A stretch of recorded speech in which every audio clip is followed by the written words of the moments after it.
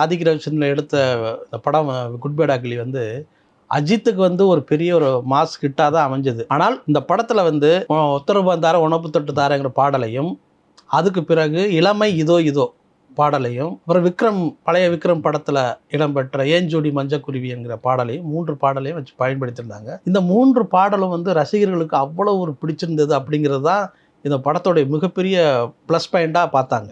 ஏன்னா தேட்டரில் வந்து நீங்கள் பார்க்கும்போது இந்த பாட்டு வருகிற காட்சிகளில் வந்து ரசிகர்களுடைய கரகோஷம் வந்து அவ்வளவு ஒரு ஆர்ப்பாட்டம், அவ்வளோ ஒரு மகிழ்ச்சி, இதெல்லாம் வந்து படத்துக்கு ஒரு பெரிய பலத்தை ஏற்படுத்துச்சு.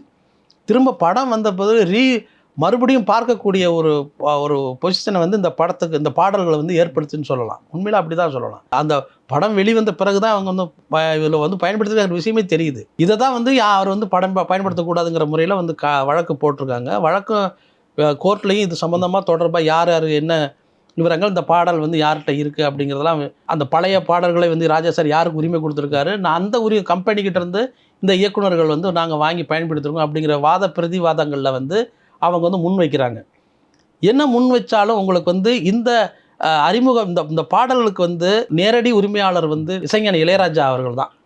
அவங்கள்ட்ட வந்து ஒரு முறைப்படியான ஒரு சந்திப்பு அதை வச்சு அதை வந்து அவங்க பண்ணியிருக்கணும் அப்படிங்கிறது தான் அவங்க தரப்புலேருந்து எதிர்பார்க்குறாங்க.